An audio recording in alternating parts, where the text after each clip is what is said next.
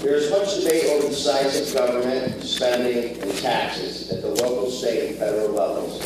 Do you believe the size of Bristol's government and spending is too large, too small, or about right? Also, do you feel Bristol citizens and businesses are overtaxed? And if elected, do you have any specific plans or goals regarding growing or shrinking the size of local government, the amount we tax our citizens and businesses, and the amount of spending across city and education budgets?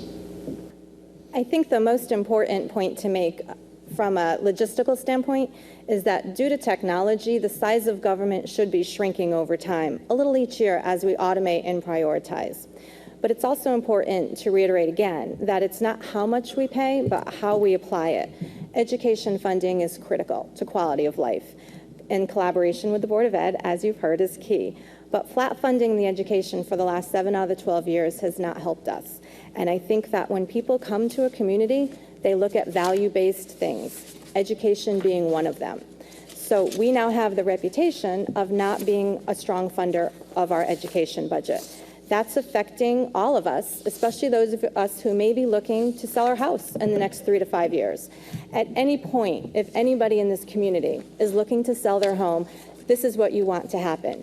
You want a line of people lined up on your sidewalk with your realtor because they want to move into that neighborhood with that school, with those parks, with the safe environment and the amenities for their young family. That's not happening. So we may cite different news reports, but the data that I've collected shows that from 2005, when our tax rate was 34.21, to now, when it's a mere 0.4% higher at 34.61, the average homeowner has lost between $30,000 and $45,000, and in some neighborhoods more, off of the value of their house. So in essence, you're paying practically the same amount of taxes, but on less value. We spend $19 million on capital projects this year, and I bet many of you couldn't name what some of those projects are. We carry that in our budget. So spending and priorities obviously need to be linked to that long-term philosophy, our plan of conservation and development, and obviously what we know those priorities are, including Depot Square, our infrastructure and transportation, and the Memorial Boulevard.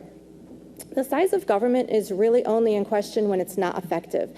And in terms of efficiencies, you've seen most of them talked about. The automation of payroll, other things that are happening, streamlining departments, those types of things happen every day.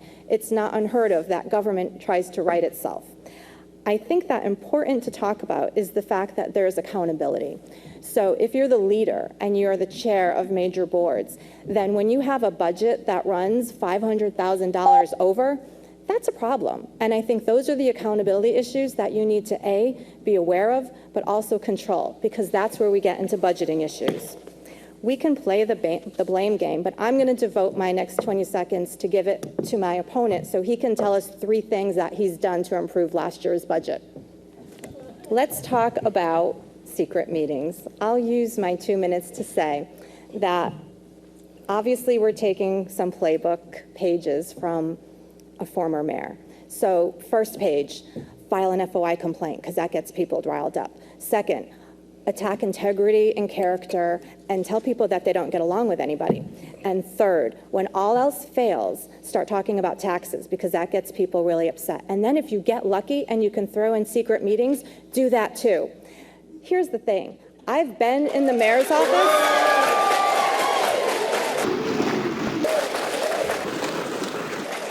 I've been in the mayor's office, part of BDDC council meetings that now, with my understanding of FOI, were illegal.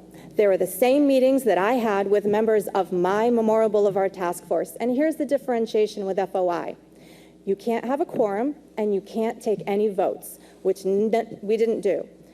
But there's another nuanced component of FOI, which says that if you transact any business of the agency, you are in violation of FOI. That's on me. And for the Memorial Boulevard Task Force, that was my fault.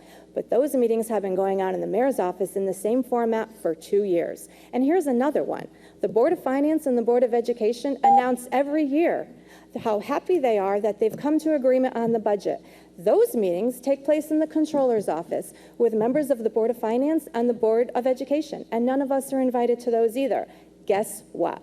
Transacting business of an agency? Uh-oh, somebody better file an FOI complaint because I think we have an issue. Thank you.